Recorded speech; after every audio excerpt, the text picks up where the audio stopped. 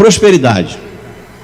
Eu gostaria de pedir aos assistentes lá que colocassem o primeiro slide ali. Nós vamos falar sobre prosperidade esses dias. O tema do seminário. Quantos estavam aqui ano passado quando a gente falou sobre esse assunto? Quantos estavam aqui? A minoria, a grande maioria não estava aqui no ano passado. Eu falava com o pastor Tarquínio que esse seminário, eu como ministro de muitas igrejas, ele muda muito, todo mês ele muda, porque à medida que o Senhor vai revelando coisas novas, a gente vai agregando alguma novidade, alguma revelação a ele. Então, certamente ele hoje é um outro seminário. Nós vamos falar nesses dias sobre isso. Nós vamos tentar dividir esse seminário em 3 módulos. O objetivo vai ser, André, volta. O objetivo vai ser esse, olha. Alargar o nosso entendimento sobre a relação existente entre a família, Deus e a prosperidade. E com isso, mostrar que podemos nos relacionar bem com esses 3 valores, sem que isso prejudique a harmonia entre eles. O que eu quero dizer? É que dá para ser bem relacionado, ou ter uma boa relação com a família, ter uma boa relação com Deus e uma boa relação com a prosperidade, sem problema algum. Nós não precisamos abrir mão de nenhuma dessas relações para ter uma boa relação com a outra parte, não. Dá para se relacionar bem com a família, com Deus e com a prosperidade, sem problema nenhum. A gente vai ver isso aqui, com certeza. Depois, eu gostaria de mostrar como é que a gente vai falar aqui. Nós vamos falar hoje sobre aquele módulo 1 ali. Primeiro módulo, como viver a verdadeira prosperidade. Depois a gente vai falar um pouquinho sobre o cristão, a família e o dinheiro. E depois sobre a economia doméstica, que é o grande desafio de todos nós. Como colocar tudo isso em prática no dia a dia na nossa casa.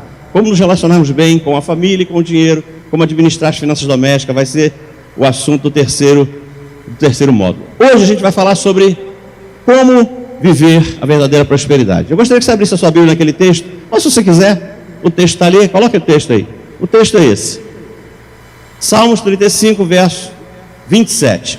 Diz assim na versão que eu anotei: cantem e alegrem-se os que amam a minha justiça, e digam continuamente: o Senhor seja engrandecido, o qual ama a prosperidade do seu servo. Aqueles que são servos e que creem que esta palavra é verdadeira, podem repetir comigo? Deus ama a minha prosperidade. Eu acho que você não acreditou nisso, não. Não foi com empolgação, Acho que você não acreditou muito. Você repetiu, mas não acreditou. Deu uma resposta de quem está acreditando realmente. Deus ama a minha prosperidade. Aleluia, glória a Deus, glória a Deus, glória a Deus, glória a Deus, glória a Deus. Eu gostaria de orar mais uma vez. Fica a tua cabeça, vamos falar mais uma vez com o nosso Pai. Senhor Deus, Pai querido, graças te damos. Louvado seja o teu santo e precioso nome.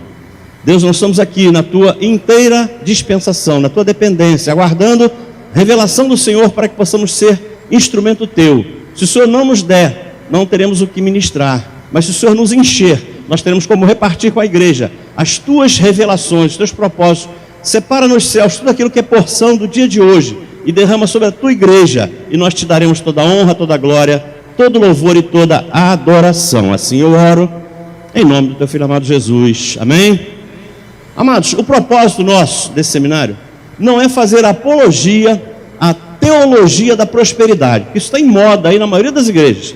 O que se fala da teologia da prosperidade é uma grandeza. Não é isso que nós vamos fazer, não temos propósito nenhum de fazer isso. O que nós vamos tentar nesses 3 dias será alargar o nosso entendimento para tirar algumas barreiras que podem estar impedindo a igreja de viver a verdadeira prosperidade, aquela prosperidade que a Bíblia ensina e mais. Nós lemos hoje que ela agrada a Deus. Está ali, Deus ama a nossa prosperidade. É Deus que diz isso, que Ele ama a nossa prosperidade. Então, nesse primeiro módulo, nós vamos trabalhar um pouquinho sobre o que é ser próspero. Vamos tentar definir o que é ser próspero e vamos tentar também ver o que a gente precisa fazer para desfrutar dessa prosperidade. Em outras palavras, a gente vai tentar aquilo ali, ó, identificar como viver a verdadeira prosperidade. Então, a primeira coisa que eu gostaria de dizer é que essa revelação de Deus, quando Deus diz para mim e para você que Ele ama a nossa prosperidade, 2 coisas me saltam aos olhos. A primeira é a própria revelação de que Deus ama a nossa prosperidade, porque isso tira a culpa de alguns. Porque eu encontro gente na igreja que tem receio de querer ser próspero. Eles têm algum receio de que a suficiência financeira possa atrapalhar a comunhão dele com Deus. Então, com medo, porque a Bíblia diz que o dinheiro é a raiz de todos os males. Não, não é isso, não é isso. O dinheiro não é a raiz de todos os males. Não, peraí. Então tem gente que por medo, por precaução, para não incorrer nesse erro, acaba rejeitando o dinheiro. Eu encontro muita gente nas igrejas que são pessoas que têm uma unção, têm dons, são usados por Deus realmente. Mas se você for ver a vida financeira dela, a vida financeira dela é ruim. Elas não conseguem ter uma vida financeira à altura da vida espiritual que tem. Isso é muito ruim. Isso é muito ruim. Então, essa verdade, ela quebra esse tabu. Hoje você pode ter certeza absoluta de que Deus ama a tua prosperidade. Deus não tem problema nenhum em conviver com ela. Mais ainda, Deus ama a minha prosperidade e ama a tua prosperidade. Então, essa revelação, ela joga por terra alguns mitos. Na verdade, Deus ama a nossa prosperidade. Ele quer a nossa prosperidade. E a segunda revelação interessante é o lugar onde ela foi revelada. Olha só que coisa interessante. Deus poderia revelar isso a mim e a você na Bíblia de Gênesis e Apocalipse. Ele poderia revelar onde ele quisesse. Ele é autônomo, ele tem soberania total. Ele poderia revelar onde ele quisesse. Mas Deus foi escolher um livro e um homem para fazer essa revelação. Olha que coisa linda. Se você imaginar que um dos homens mais ricos da Bíblia foi Salomão. Salomão teve uma riqueza assim inigualável. Talvez próximo dele só Jó. Homem que teve muita riqueza. Aí o que veio ao meu coração? Por que será que Deus usou o livro de Salmos e a vida de Davi e não usou o livro de Provérbios e a vida de Salomão? Será por quê? Não foi coincidência, porque nada na Bíblia é coincidência, nada. É tudo muito bem definido e determinado por Deus. Então, quando Deus faz isso, ele tinha um propósito. Era revelar para mim e para você que a prosperidade da qual ele fala é algo que vai muito além do dinheiro. Não tem nada que amarre, que detenha a prosperidade que ele está falando conosco no dinheiro. É muito mais, mas muito mais do que ter dinheiro. Prosperidade não é só ter dinheiro. Isso também quebra um tabu, porque a gente acha que próspero é só aquele que tem muito dinheiro, abastado. Esse é próspero. E a gente vai ver que isso aqui realmente é uma cilada. Tem muita gente que tem muito dinheiro e não é próspera. E não é próspera, mas nem um pouco. Mas a verdade é essa. Deus quer ver cada um de nós conquistando a nossa própria prosperidade. Então vamos começar hoje a tentar definir o que é prosperidade. Está naquele slide ali. Se você for ao dicionário Aurélio, lá está escrito que próspero é aquele que progrediu, aquele que se desenvolveu, aquele que é bem-sucedido, aquele que é feliz. Ou seja, o dicionário define prosperidade como sendo o equilíbrio entre crescimento pessoal e felicidade. Então o próprio Aurélio faz este paralelo entre felicidade e desenvolvimento pessoal. Essas coisas têm que andar juntas, muito juntas. Isso só vem confirmar aquilo que a gente está falando aqui. O fato de Deus ter colocado aquilo no livro de Salmos, que trata basicamente da relação do homem com Deus. E o livro de Provérbios trata das relações naturais, das coisas naturais. Mas Deus fez questão de colocar essa revelação no livro de Salmos. Porque a pessoa pode ser muito rica e ser infeliz. Você conhece alguém assim? Muito rica, mas infeliz. Uma pessoa que pode ser muito bem sucedida na vida profissional, mas pode ser uma pessoa carente, extremamente carente emocionalmente. Então a gente vai entender que a Bíblia está dizendo para mim e para você que a verdadeira prosperidade, aliás, a Bíblia não, o dicionário está dizendo que a verdadeira prosperidade tem a ver crescimento pessoal com felicidade. Mas, pastor, vamos para a Bíblia. Vamos ver o que a Bíblia fala para a gente. Vamos ver algumas definições bíblicas. Eu gosto muito dessa. Eu encontrei ela em duas versões diferentes, porque acho que elas se completam. Na tradução convencional de Almeida e na nova tradução na linguagem de hoje. Na tradução de Almeida diz assim: amado, acima de tudo, faço votos por tua prosperidade e saúde, assim como é próspera a tua alma. Então você vai ver que aqui ele fala de prosperidade financeira, fala de prosperidade física e fala de prosperidade emocional, porque ele fala assim como é próspera a tua alma. Então começa a dar uma abrangência maior à prosperidade. Mas na outra tradução vai numa área onde a primeira não vai. Diz assim: meu querido amigo, tenho pedido a Deus que você vá bem em tudo, que esteja com boa saúde, assim como está bem espiritualmente. Aqui já inclui mais uma parcela, mais uma parte. Já fala também de prosperidade espiritual. Qual é a conclusão que eu gostaria de chegar, vendo tudo isso aqui e juntando tudo isso? A verdadeira prosperidade só será alcançada através do desenvolvimento equilibrado. E é sobre isso que a gente vai falar hoje. Equilibrado entre corpo, alma e espírito. Nós temos que ter prosperidade no corpo, tem a ver com a saúde física. Temos que ter prosperidade na alma, tem a ver com a saúde emocional. E temos que ter prosperidade no espírito, tem a ver com a saúde espiritual. Só assim, só através desse equilíbrio, é que a nossa prosperidade será verdadeiramente completa. Verdadeiramente completa. E reparem que isso é tão importante para Deus. Esse equilíbrio entre corpo, alma e espírito. Que Ele deixou um versículo registrado na Bíblia Sagrada exatamente para tratar disso. Olha que versículo interessante. 1 Tessalonicenses 5:23. Ele deixou isso registrado para mim e para você, que nós devemos cuidar muito bem dessas três áreas do nosso ser. Olha o que é que diz ali. Que o próprio Deus de paz faça vocês inteiramente puros, e que o espírito, a alma e o corpo de vocês sejam preservados fortes e irrepreensíveis, até aquele dia em que o Senhor Jesus Cristo voltar. Em outras palavras, o que é que Deus está falando para mim e para você? Que quando Jesus voltar, Ele quer encontrar cada um de nós desfrutando desta verdadeira prosperidade, que engloba, que inclui essas três áreas do nosso ser. Posso ouvir um amém? Mas essa introdução que a gente fez aqui foi só para deixar claro que a prosperidade bíblica é muito mais abrangente do que tudo aquilo que a gente bem provavelmente já ouviu falar. E mais, essa prosperidade é direito nosso e é nossa herança. Posso ouvir um amém? E qual foi a descoberta que eu fiz, que fez toda a diferença na minha vida? Eu fiz uma descoberta interessante depois de caminhar há muito tempo no Evangelho. Eu achava que o fato de aceitar a Jesus como Senhor e Salvador me levaria automaticamente a ser próspero. Porque eu li um versículo na Bíblia, muito jovem no Evangelho, eu li um versículo na Bíblia que diz, em João 10:10, dizendo que Jesus veio para que nós tivéssemos vida e vida abundante. Vida em abundância. Então eu achava que, uma vez aceitando Jesus, automaticamente essa prosperidade me alcançaria. Só que eu fui entender mais tarde que o que Jesus estava falando é que Ele veio nos dar todas as condições necessárias.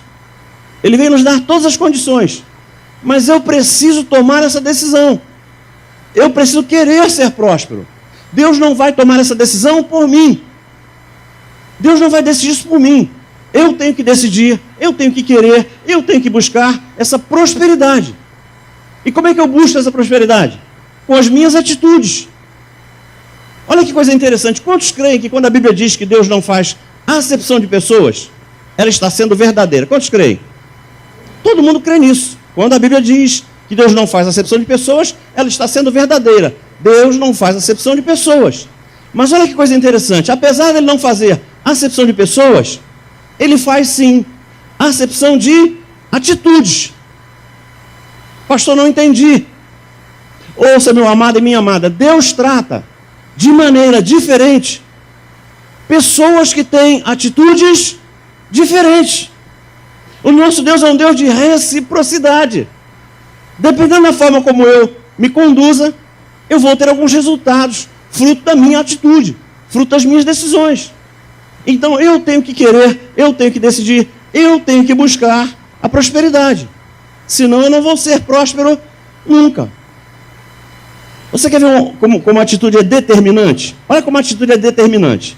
Já reparou que existem pessoas que não servem a Cristo ainda, mas que são prósperas? Você reparou isso? Você conhece gente que não é servo de Deus ainda e é próspero? Olha no que está dito na Bíblia. Porque vocês sabem que o Senhor recompensará cada um pelo bem que praticar, seja servo ou seja livre. Vamos entender isso aqui. Quem é o servo nessa história aqui? Nós somos os servos. E quem é o livre aqui nesse versículo? Aqueles que não temem, que não servem, que não buscam o Senhor. Então, tanto nós quanto aqueles que não temem ao Senhor serão recompensados pelo nosso Deus a partir daquilo que fizerem. Então, em função daquilo que a gente fizer, a gente vai ter alguns resultados. Vai ter alguns resultados. E existem pessoas que são prósperas em algumas áreas, apesar de não servirem ainda a Jesus. Por quê? Porque elas praticam, conscientes ou não, elas praticam alguns princípios da palavra. E aí, por praticarem os princípios, tem alguns benefícios. Porque na relação com Deus é assim. Toda vez que eu obedeço a um princípio, eu tenho um benefício. Toda vez que eu quebro um princípio, eu tenho um prejuízo. Na relação com Deus, é simples assim. Obedeceu, tem benefício. Desobedeceu, tem prejuízo. O que eu aprendo, gente? Qual é a lição a ser aprendida? A prosperidade não acontece automaticamente no momento em que aceitamos a Jesus. A prosperidade não está, gente, no pacote da salvação. E entenda que a prosperidade não é um pacote que Deus vai jogar no nosso quintal depois de muita oração e jejum. Não é assim que funciona. Eu encontro muita gente orando, jejuando para ser próspero. E não é. E não é. Porque não é assim que funciona. A salvação não vem desse jeito. Olha como é que vem a salvação. A prosperidade. A prosperidade só será conquistada depois de algum tempo praticando os princípios da palavra de Deus. Se eu conhecer os princípios que regem a prosperidade, e é sobre isso que a gente vai falar, e eu me decidir hoje a praticá-los, em algum tempo, isso é inexorável, em algum tempo eu vou ser próspero. Se eu decidir hoje começar a fazer coisas que a palavra me diz que eu tenho que fazer para ser próspero, não tenha dúvidas que eu e você seremos muito, mas muito prósperos. O que a gente tem que entender é que Jesus veio nos dar todas as condições. Ele veio nos dar condições para que, se nós formos praticantes daquilo que Ele ensina, aí sim, nós seremos prósperos. Nós temos que cumprir os princípios que Ele estabeleceu, senão nós nunca seremos prósperos. Gente, tem uma verdade que eu aprendi muito cedo, porque eu vi na minha igreja isso. As nossas necessidades, gente, ouça, as nossas necessidades não atraem a bênção de Deus. Pastor, o que é isso? Verdade. As nossas necessidades não atraem as bênçãos de Deus. Deus não se move por sentimentos. Deus se move por princípios. Cumprir o princípio tem benefício. Cumprir o princípio tem bênção. Cumprir o princípio é bem-aventurado. Não cumpriu, não tem jeito. Entenda que se as nossas necessidades, ouça o que eu vou afirmar, se as nossas necessidades atraíssem a bênção de Deus, não haveria um necessitado na igreja, não haveria um necessitado na face da terra. E nós estamos cansados de ver gente assim. Cansados. Se fosse assim, não existiria nenhum necessitado. Gente, a prosperidade não vem pela graça e não vem pela misericórdia. A graça tem a sua função e a misericórdia tem a sua função. Não é tornar ninguém próspero. Posso ouvir um amém? Então hoje nós vamos trabalhar essa verdade. A prosperidade será o resultado prático de atitudes corretas nessas 3 áreas que a gente vai trabalhar hoje. No corpo, tem a ver com a saúde física, tem a ver com a relação com nós mesmos, com o nosso corpo, com nós mesmos, com a nossa cabeça, tem a ver com a alma, que é na área pessoal e profissional, não é só na pessoal, também na profissional, tem a ver com família, tem a ver com as relações sociais, tem a ver de uma forma geral com a nossa relação com o próximo. A prosperidade na alma. E no espírito, tem a ver com o nosso relacionamento com Deus.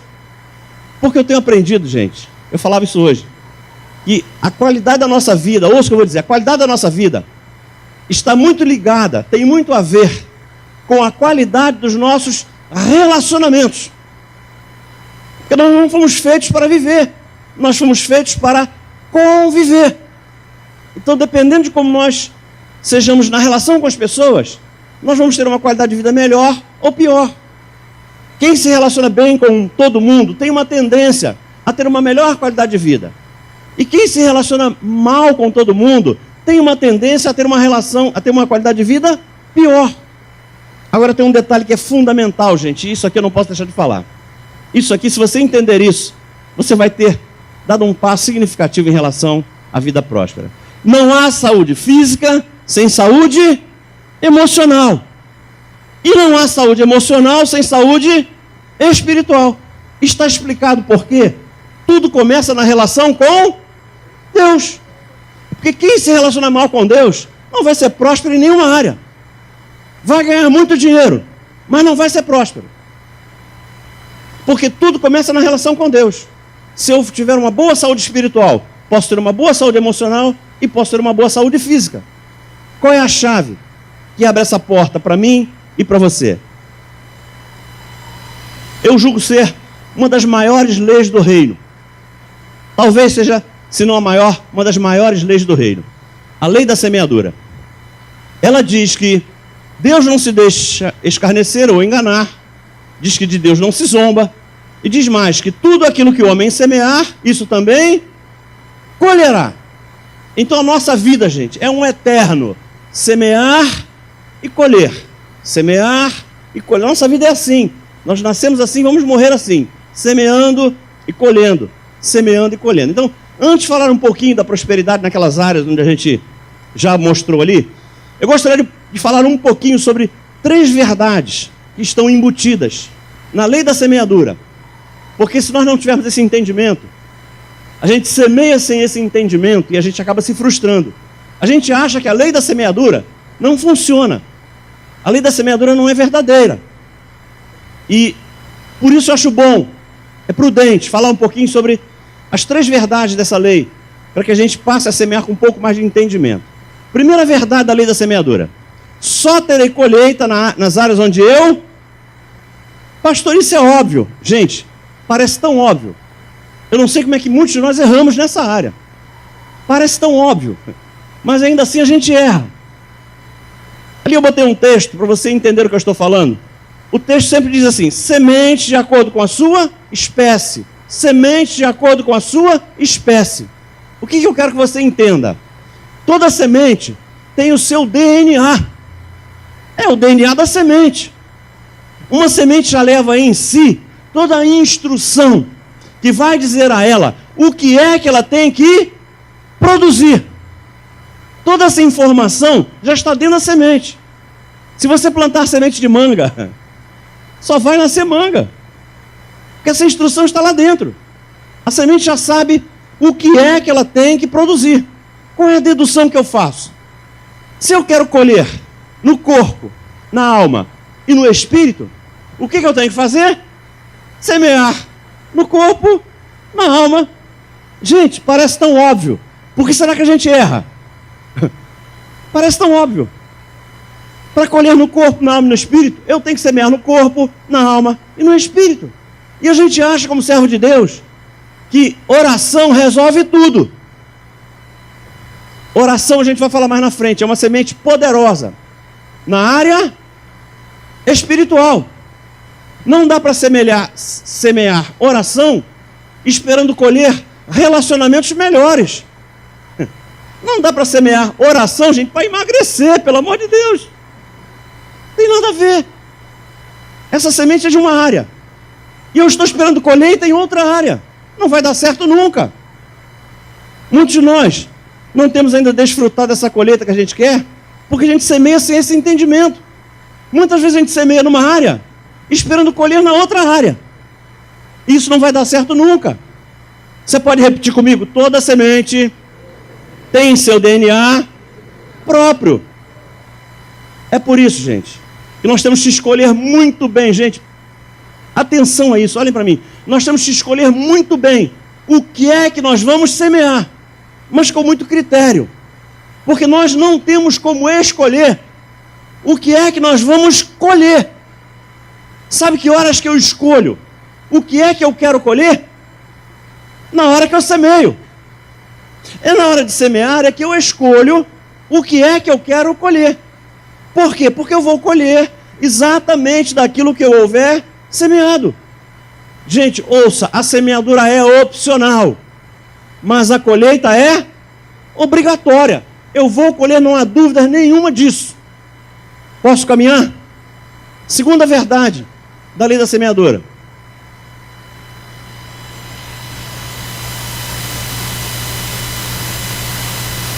Tecnologia é assim, viu?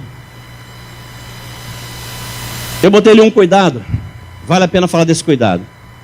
Haverá sempre uma multiplicação, independentemente do tipo... Não, essa é a primeira ou a segunda, amado? Segunda? Segunda verdade? Porque não consigo ver. Segunda verdade. A nossa colheita será o resultado da multiplicação da nossa semeadura. Primeira verdade. Eu só colho na área onde eu semear. Segunda verdade. A colheita será uma multiplicação da minha semeadura.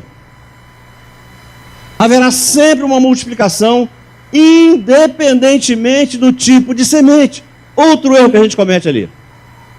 Às vezes a gente semeia algo que a gente sabe que não é bom. Sabe o que a gente pensa? Não vai dar nada não. Vai nessa.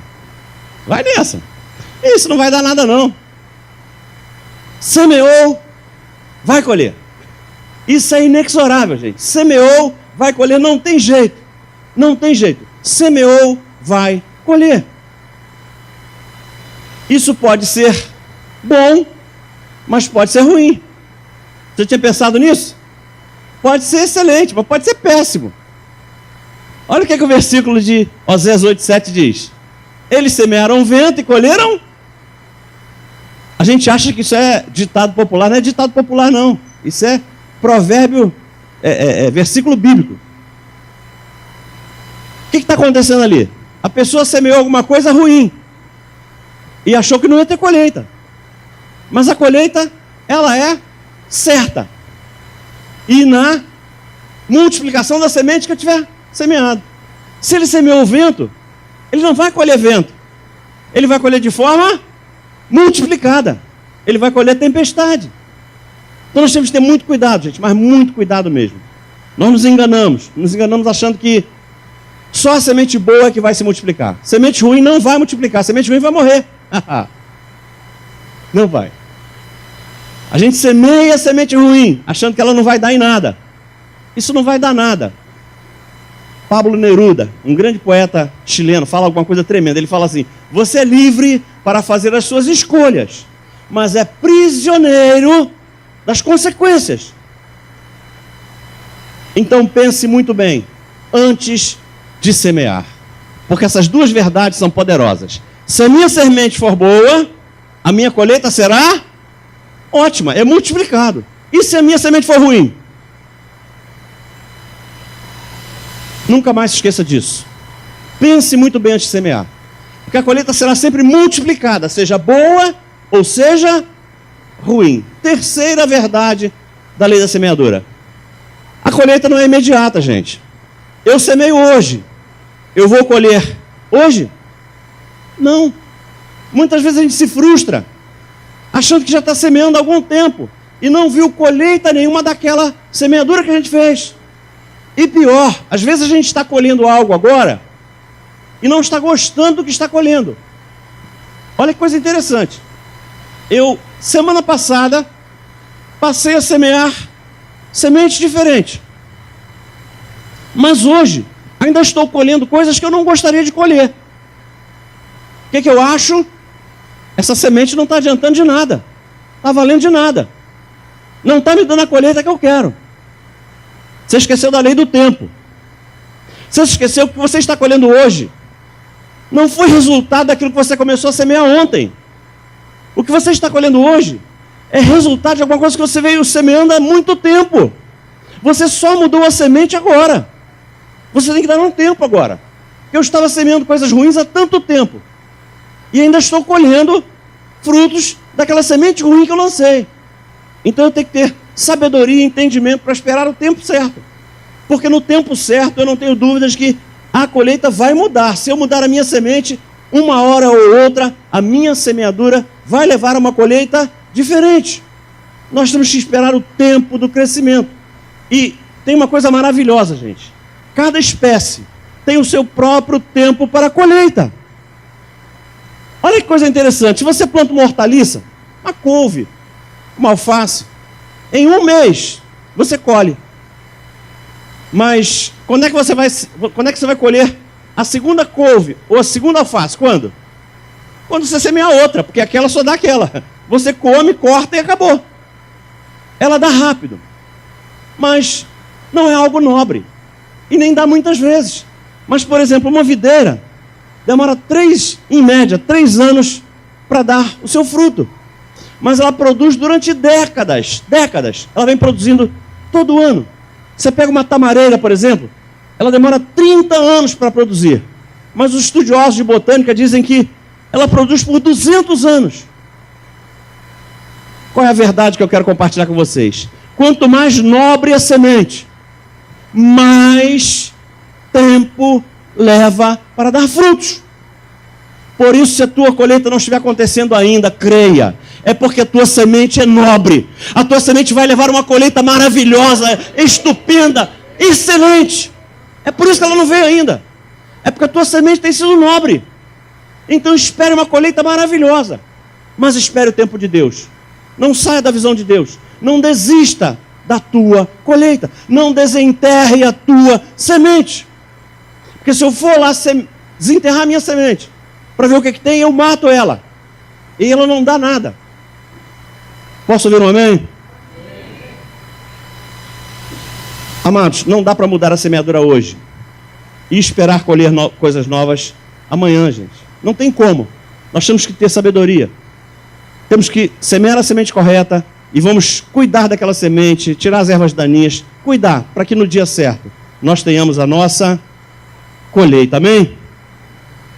Eu vim aqui para dizer que não existe semente neutra. Por isso, toda vez que você for tentado a fazer algo que não é bom, e o inimigo disser para você assim, pode fazer, cara, não vai dar em nada não. Não creia nisso. Não existe semente neutra. Ou ela foi dada por Deus, ou ela foi dada pelo diabo. Não tem jeito. Ou ela vai dar uma excelente colheita, ou ela vai dar uma péssima colheita. Amém, igreja? Eu gostaria de desmembrar isso que a gente falou até agora: corpo, alma e espírito, para que a gente tenha um melhor entendimento. Eu gostaria de desmembrar em 5 áreas da nossa vida, onde nós não só temos direito de ser prósperos, como nós temos condições, todas as condições de ser, desde que a gente faça da forma correta aquilo que a gente vai compartilhar a partir de agora. Nós temos o direito de ser prósperos na área física, na área espiritual, na área intelectual, que é a área do conhecimento, na área emocional, que tem a ver com os relacionamentos, e na área financeira. Temos esse direito. E são áreas em que, se nós não estivermos bem, ouça o que eu vou dizer, se nós não estivermos bem em qualquer uma daquelas áreas, a nossa prosperidade não será plena. Se nós estivermos mal em qualquer uma daquelas áreas, a nossa prosperidade nunca vai ser plena aqui na terra. Não vai ser aquela que Deus quer que a gente viva. Vai ficar faltando alguma coisa. Então, nós temos que ter muito cuidado na hora de separar as nossas sementes, na hora da gente semear, para que a gente semeie em todas elas, para que a gente tenha colheita em todas elas. Posso ouvir um amém? Bom, área física, vamos lá. No nosso corpo, o que eu posso esperar colher? O que é justo? O que é razoável eu esperar colher? A não ser vida longa e boa saúde. Vida longa e boa saúde. Por quê? Porque ninguém quer viver 200 anos em cima de uma cama. E ninguém quer viver com uma saúde de ferro e morrer com 45. Então, o que a gente quer? Vida longa e saúde. É o que a gente pode esperar colher nessa área. O que é que eu tenho que semear? Boa alimentação, atividade física, exames preventivos e descansos regulares. Temos que ter muito cuidado com relação a isso. Porque eu conheço gente, você deve conhecer também, que tem alimentação completamente desregrada. A alimentação da pessoa é o caos. É o caos. E aí, ela vive com problemas de saúde. Porque como a alimentação é péssima, ela vive com problemas de saúde. Sabe em quem que ela bota a culpa? No inimigo. Ela come tudo que é besteira. E o culpado é o inimigo. O inimigo ainda leva a culpa ainda. O camarada sente dor em tudo que é lugar. Você pergunta para ele, você faz uma atividade física? Eu não. Mas vai sentir dor mesmo. Gente, o nosso corpo, ouça, o nosso corpo é muito indolente. O nosso corpo é muito indolente. Ele quer comer mais do que deve e fazer menos atividade física do que é necessário. Se a gente não vigiar, a gente está mal. Então, nós temos que ser realmente vigilantes com relação a isso.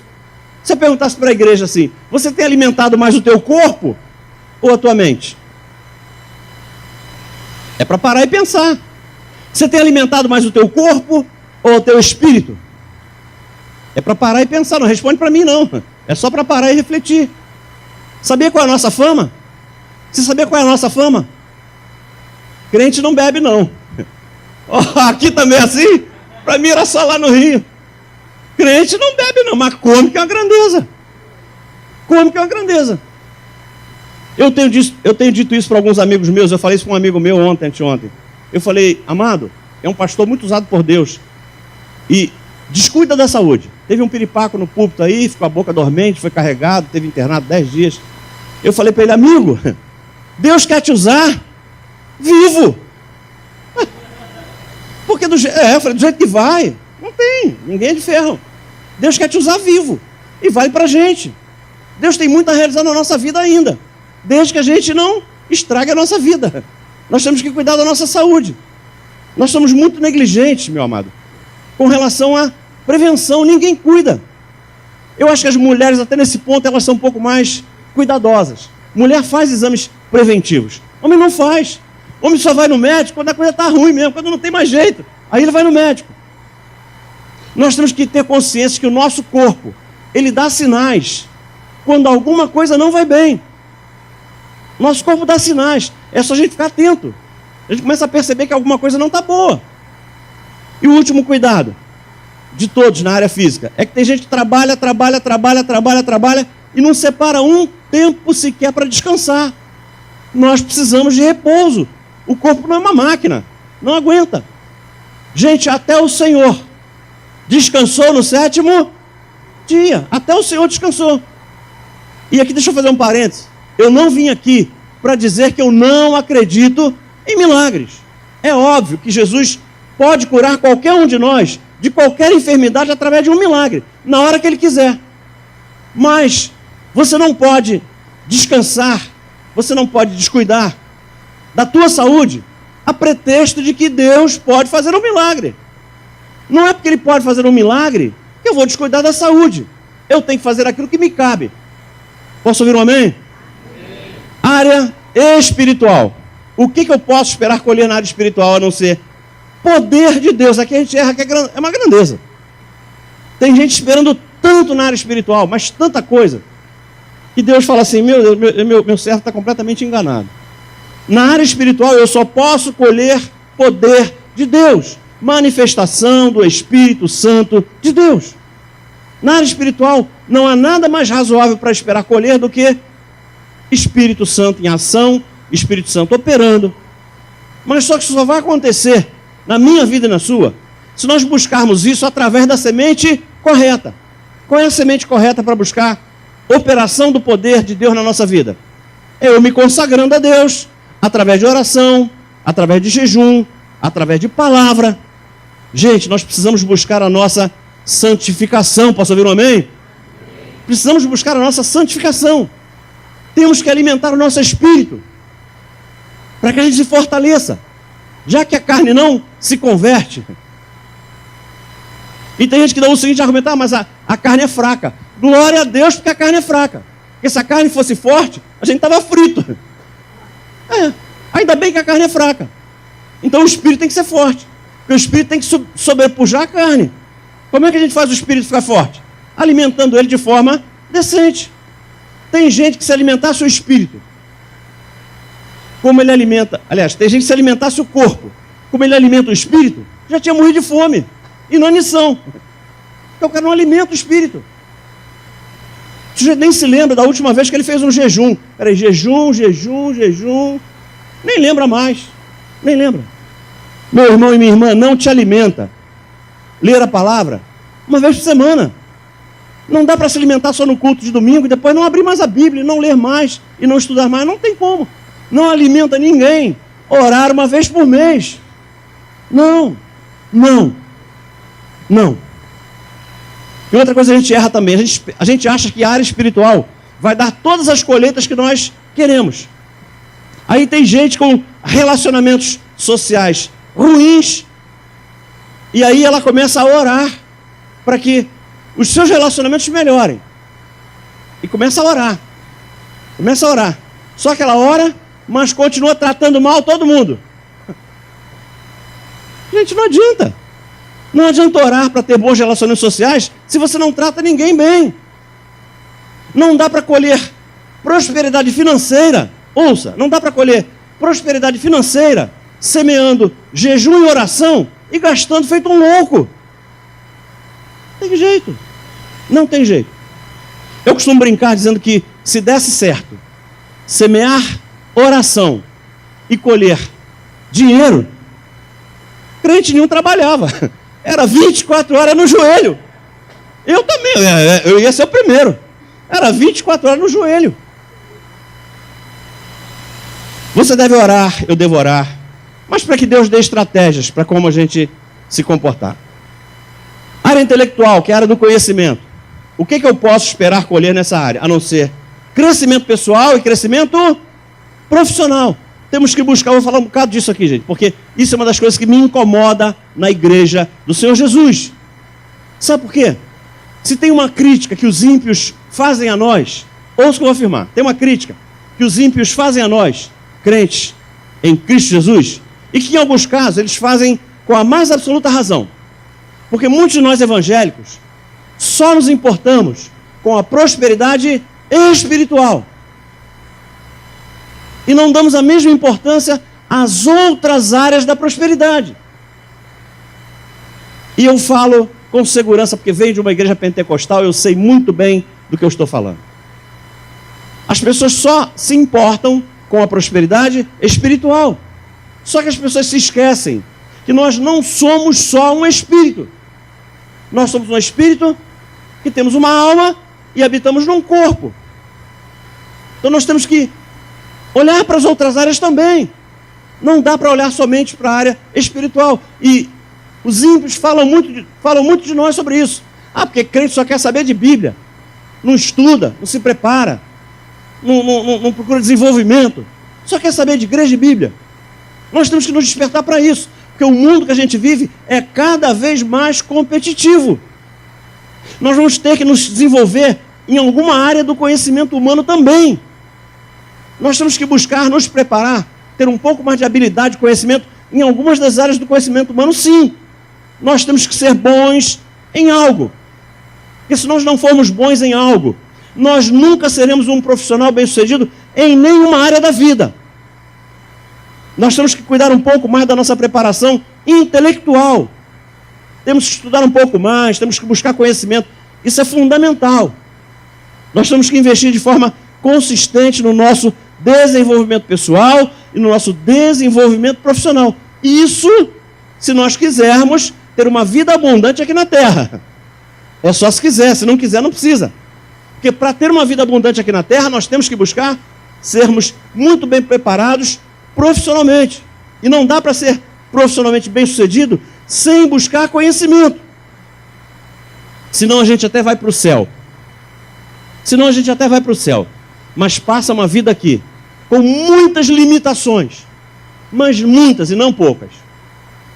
A gente tem a certeza da salvação, mas não tem a vida próspera e a vida abundante que Deus vem nos dar. Volta. O que eu tenho que semear para ter prosperidade intelectual? O que eu tenho que semear? Educação, cultura e formação profissional. Qual é a palavra-chave aqui? É aquela ali, ó. Adquirindo. Esse é um engano nosso também. É adquirindo. Isso é fundamental. Vamos trabalhar um bocado esse conceito. Nós temos que adquirir. Porque se tem uma coisa que incomoda muito a Deus, é ver cada um de nós sem buscar esse conhecimento. Nós vamos ter que estudar muito, gente. Nós temos que nos preparar. Nós temos que ser um povo realmente que faça a diferença. Nós temos que ir para as faculdades, para as universidades. Nós temos que fazer curso de especialização. Temos que buscar conhecimento em livros. Nós temos que nos preparar melhor, gente. A Bíblia não tem, ouça o que eu vou afirmar, sem medo de ser herético. A Bíblia não tem todo o conhecimento necessário para que a gente possa ter uma vida competitiva no mercado de trabalho. Não tem. Eu tenho que buscar conhecimento em outras fontes. E conhecimento não ocupa lugar. Veja só o que Deus fala a meu respeito e a teu respeito. Olha o que Deus fala a meu respeito e a teu respeito. Nós somos povo dele. Olha aí o que ele fala. Você conhece esse versículo? O meu povo. Que meu povo é esse? Povo de Deus, separado, escolhido. Sacerdócio real, nação santa. Povo separado. Eu e você. O meu povo está sendo destruído porque lhe falta. Porque lhe falta. Você reparou que Deus não culpa o inimigo. Olha que coisa interessante. Deus não culpa o inimigo pela destruição do seu povo. Deus está culpando o inimigo ali? Ele chama a nossa atenção para a nossa responsabilidade. A responsabilidade que cada um de nós tem em adquirir conhecimento. Cabe a mim e a você. Nós temos que adquirir conhecimento. Você percebe que Deus não está dizendo ali que o que falta a mim e a você é sabedoria? Não é. Não é. Sabe por que não é? Porque a palavra de Deus diz que aquele que tem falta de sabedoria, peça a Deus que dá liberalmente. Não é isso que está faltando. Olha ali o que está escrito naqueles dois conceitos ali. Qual é a diferença entre conhecimento e sabedoria? Você pode ler comigo? Conhecimento. Sabedoria. O pastor está confuso ainda. Vamos imaginar aqui alguém que se especializou em informática, TI. O cara é fera. Tem muito conhecimento, sim ou não? Muito conhecimento. Cara preparadíssimo. Aí, ele decide invadir sites de banco para roubar a senha. Tem sabedoria? Vamos imaginar uma pessoa que, durante seu serviço no Exército Brasileiro, tomou contato com todo o armamento que o Exército dispõe. Ele aprendeu a mexer, montar, desmontar, consertar armas. Ele é expert em armas. Conhece tudo, mas tudo mesmo. Tem conhecimento? Aí esse cara vai trabalhar para o tráfico, montando e desmontando fuzil para o tráfico. Tem sabedoria? Você entendeu qual é a diferença? Conhecimento são as informações que você adquire. E sabedoria é o que você vai fazer com ela. Você pode ter toda a sabedoria do mundo. Ouça o que eu vou afirmar. Você pode ter toda a sabedoria do mundo. Mas sem conhecimento, você não vai chegar a lugar nenhum.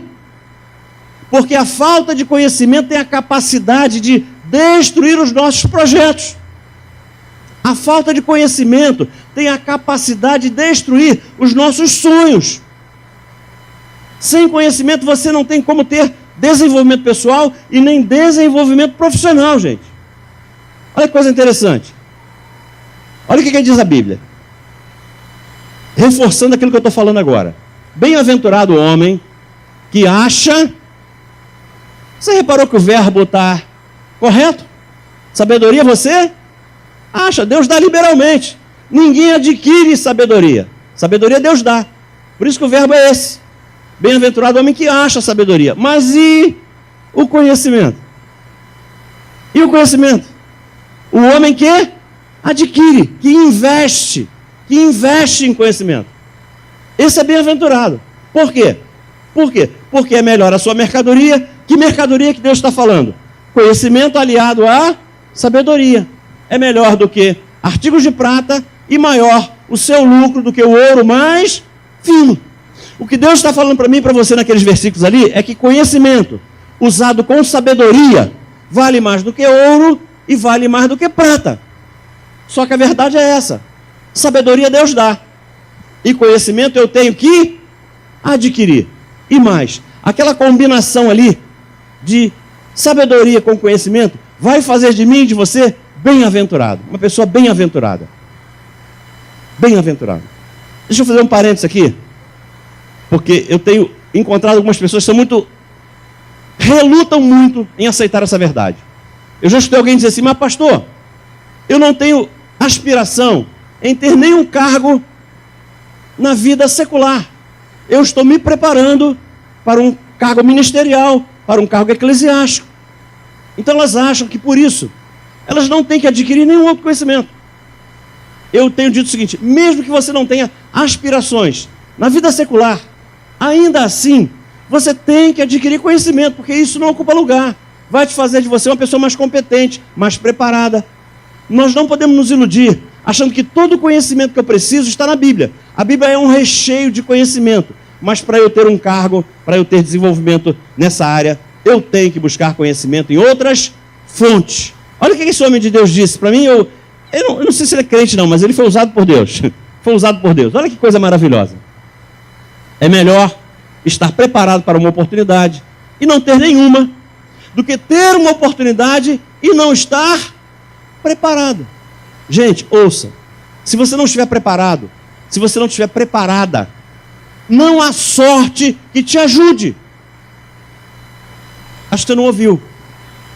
Se você não estiver preparado, se você não estiver preparada, não tem sorte que te ajude. Tem muita gente que não tem sorte. Pô, pastor, não tenho sorte. Não. Faltou preparação. Sabe como é que eu defino sorte? Sorte é o encontro da oportunidade com a competência. Sorte é o encontro da oportunidade com a competência. Às vezes a gente acha que a pessoa teve sorte. Ela teve uma oportunidade e estava preparada. O que aconteceu? Formou. A pessoa teve uma oportunidade, estava preparada. O cara teve sorte. Negativo. Ele não teve sorte, ele teve a oportunidade. E ele estava preparado. Já pensou se ele tem a oportunidade e não está preparado? Ia ser para ele a vaga? Não ia. E ouça que o mundo não é pródigo em oportunidades. Elas não são muitas. As oportunidades são raras. É por isso que nós não podemos perder nenhuma. E eu digo mais, eu aprendi uma coisa interessante, que uma oportunidade nunca é desperdiçada. Uma oportunidade nunca se perde ao vento. Uma oportunidade nunca morre. Se você não aproveitá-la, virá uma outra pessoa que está preparada e vai aproveitá-la. Apareceu a oportunidade. Se nós não estivermos preparados, vai aparecer alguém que está e vai pegar. E alguns, olha que coisa interessante, eu já vi gente assim, alguns na igreja, quando são atropelados por alguém preparado, a pessoa que estava preparada foi lá e se deu bem. Eles ainda têm a audácia de ficar com raiva da pessoa. Ele não estava preparado. A pessoa que estava preparada ficou com a oportunidade. E ele ainda fica com raiva da pessoa. Ele tinha que ficar com raiva dele, que não se preparou. E não ficar com raiva da pessoa. Gente, nós temos que nos preparar, não só para conquistar a prosperidade, mas nós temos que estar preparados para manter a prosperidade. Ouça, você conhece alguém que ficou rico de uma hora para outra, por uma herança?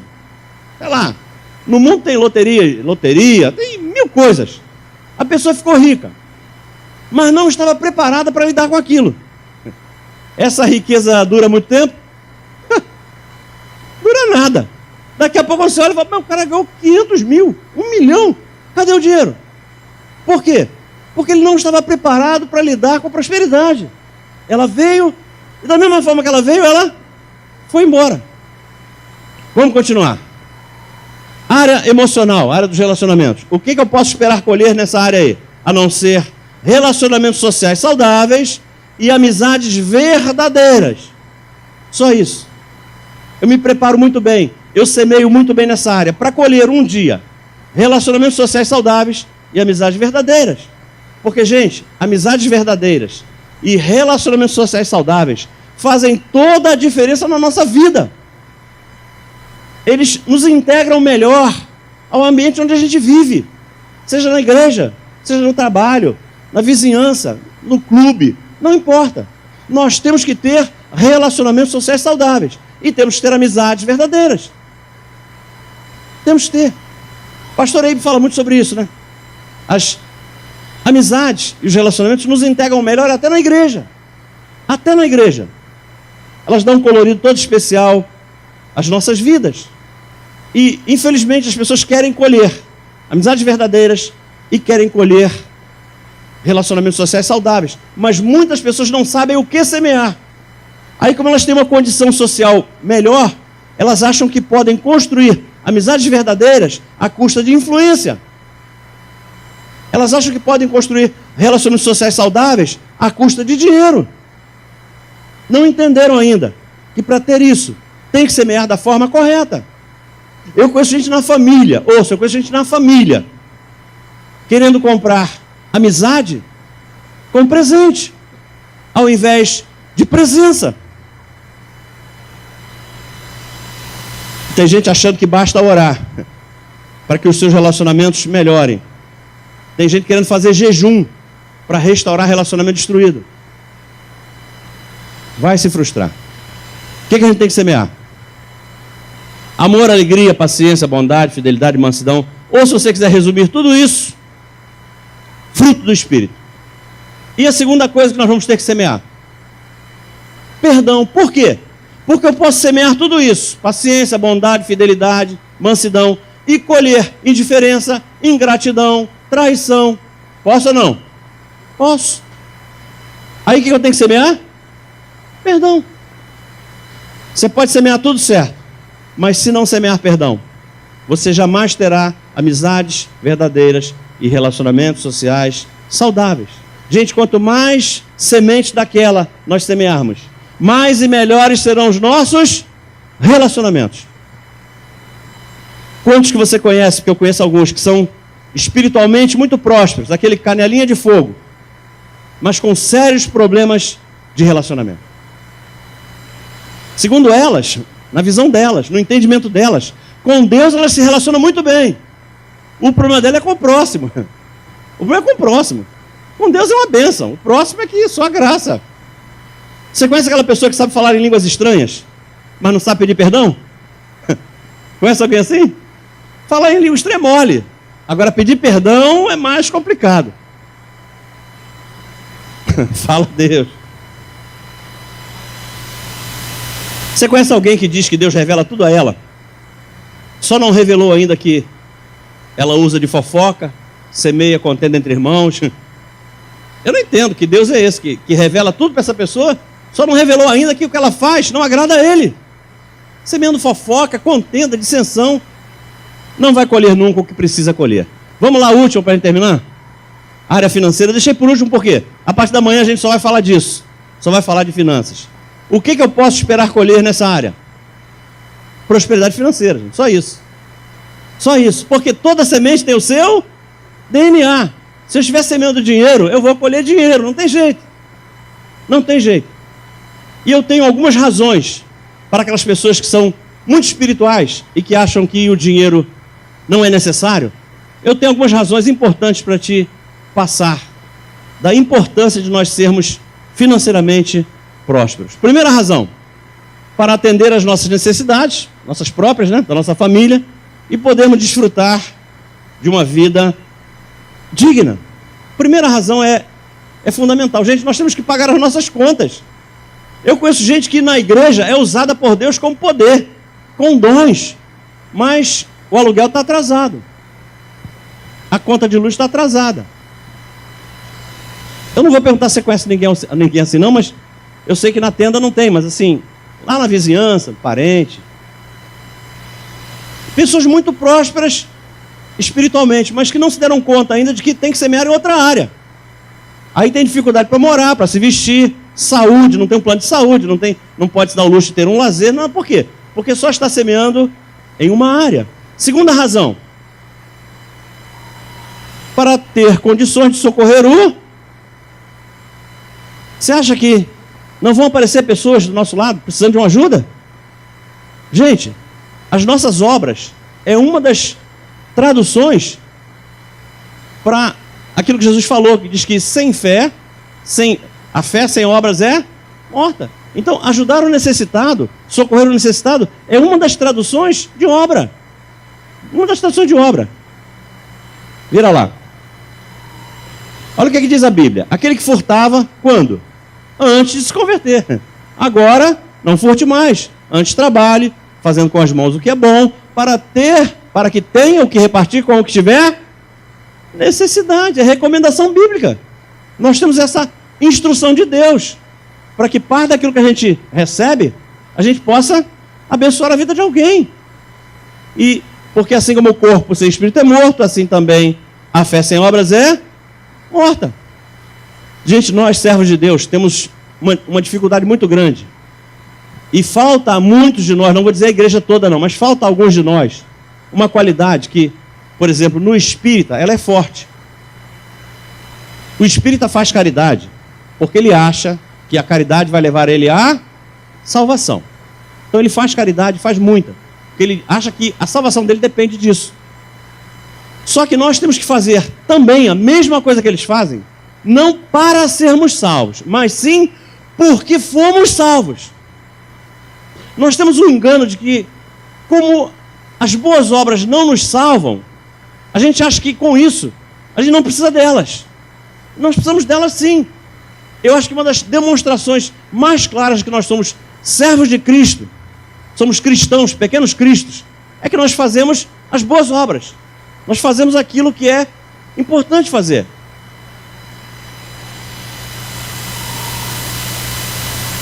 E a última, para investir no reino e contribuir com a expansão do reino de Deus. Gente, ouça, para que a igreja, tenda da congregação, seja próspera,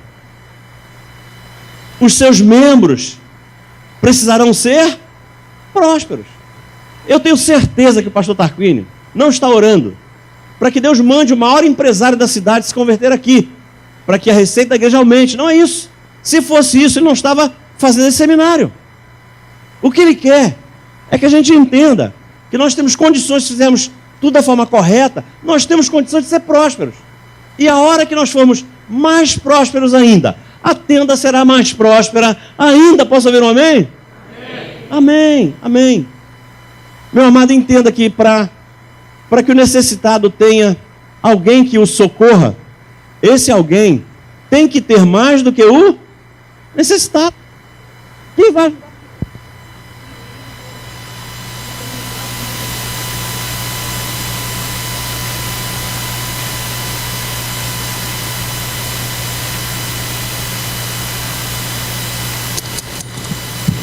Você pensa comigo, se a igreja for a comunidade dos necessitados, quem vai ajudar quem?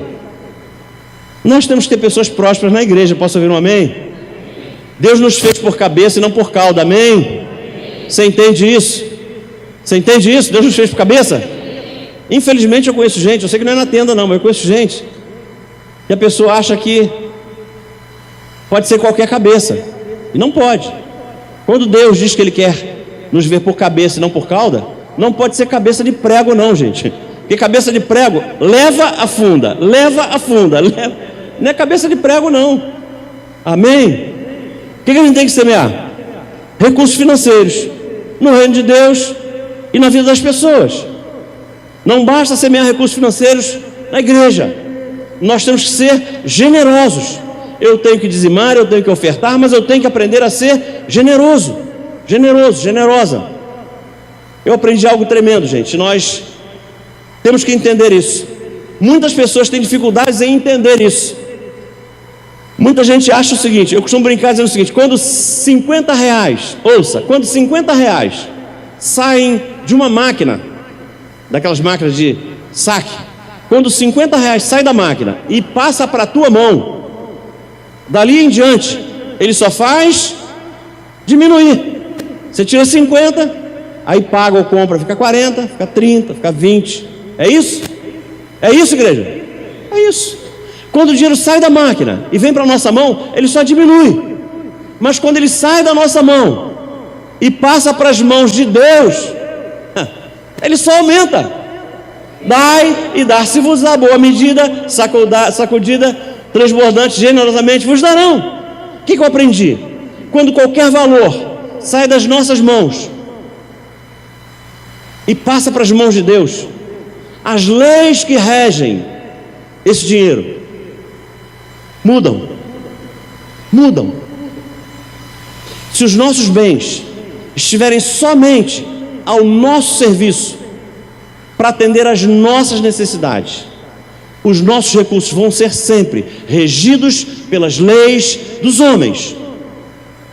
Mas a hora que os nossos recursos deixam de fazer a nossa vontade e passam a cumprir um propósito de Deus, esses recursos passam a ser regidos pelas leis do reino.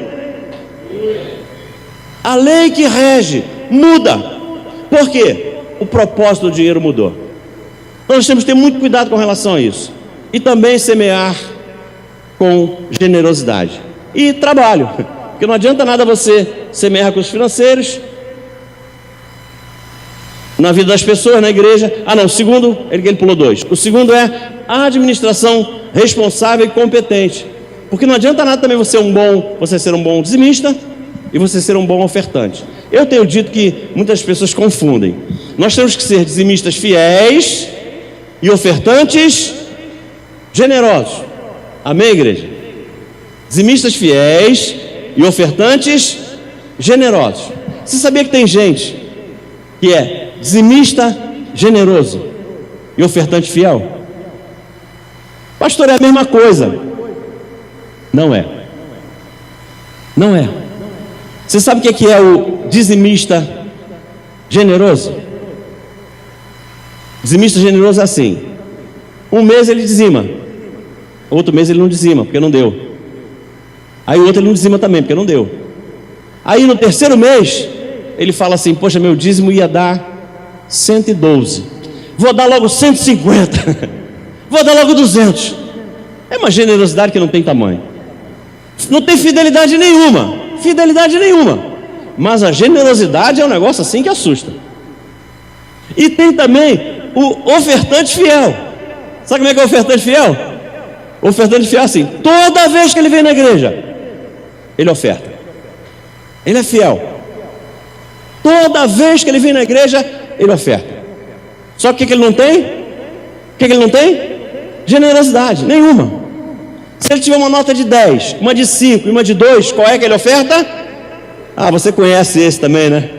Você conhece esse. Ele é fiel, só não tem generosidade nenhuma. Falta a ele generosidade. Senhor.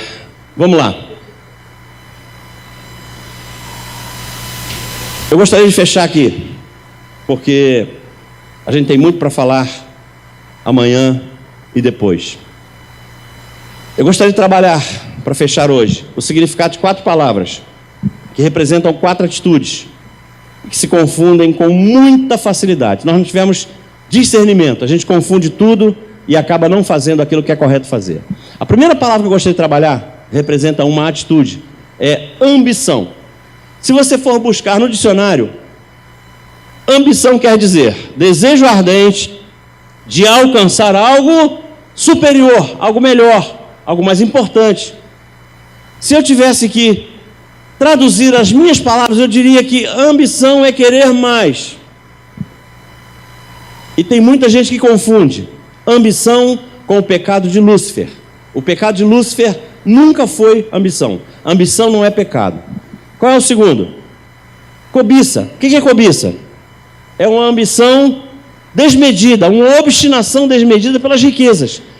Seja riqueza, seja poder, seja status, seja beleza, não importa. Mas a pessoa é tão obstinada a conquistar aquilo que ela se torna cobiçosa. Ela tem cobiça.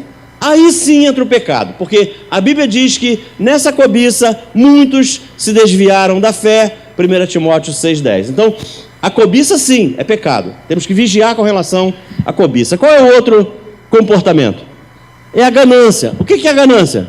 A ganância é usura, é ganho ilícito. Se eu tivesse que traduzir aquilo ali em minhas palavras, eu diria que é querer tudo, e não só querer tudo, mas querer tudo a qualquer preço. Ao passo que a cobiça é querer tudo, mas nem sempre a pessoa está disposta a pagar a qualquer preço, ela tem algum critério. Aqui não, aqui a pessoa quer tudo e está disposta até a vender a alma para conseguir o que ela quer. E o último é a inveja. Essa sim é terrível. O que muita gente diz que muita gente fala que é o desejo violento de possuir um bem alheio. é querer o que é do outro. Eu brincava hoje lá em casa dizendo que, para mim, inveja é a tristeza pela conquista do outro. E basta que o outro perca o que ele tem, para que o invejoso fique alegre. Ao invejoso, é mais importante a perda do outro do que o seu ganho.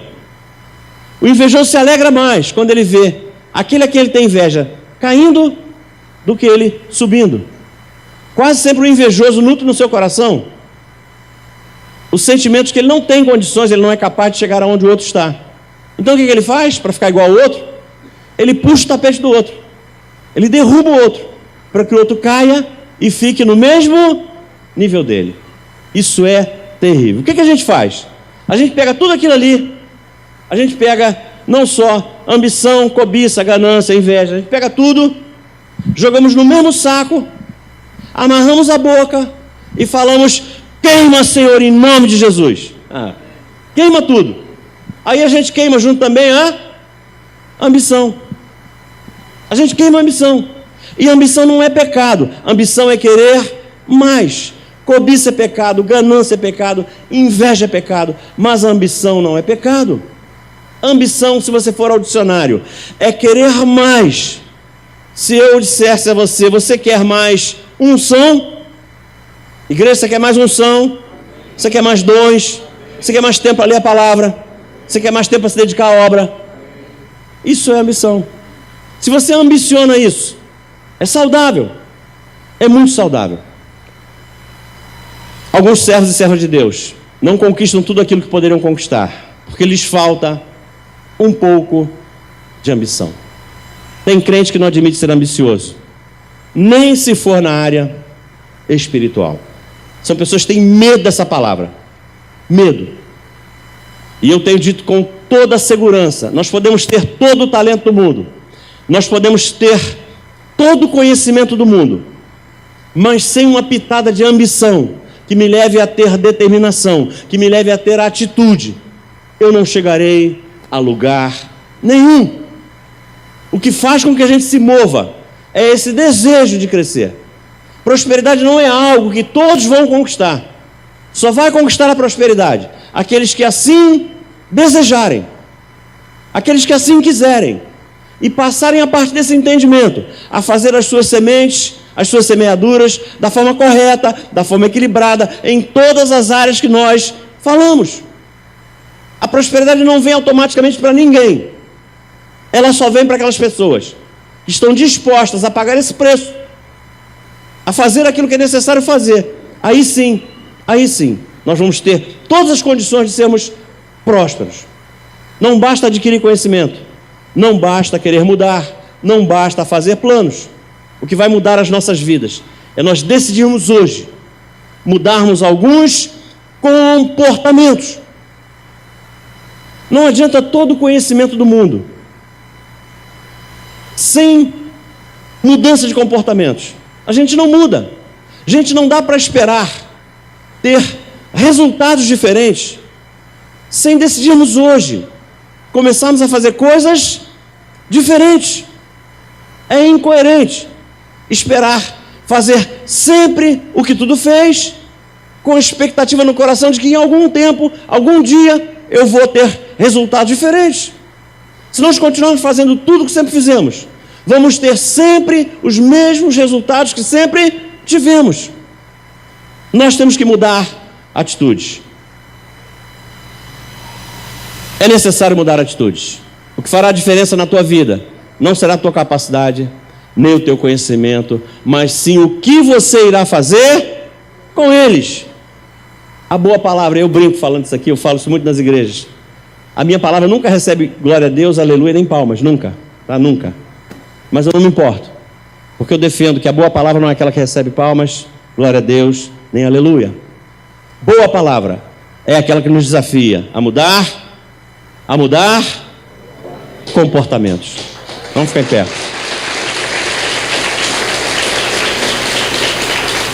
Você pode ficar em pé?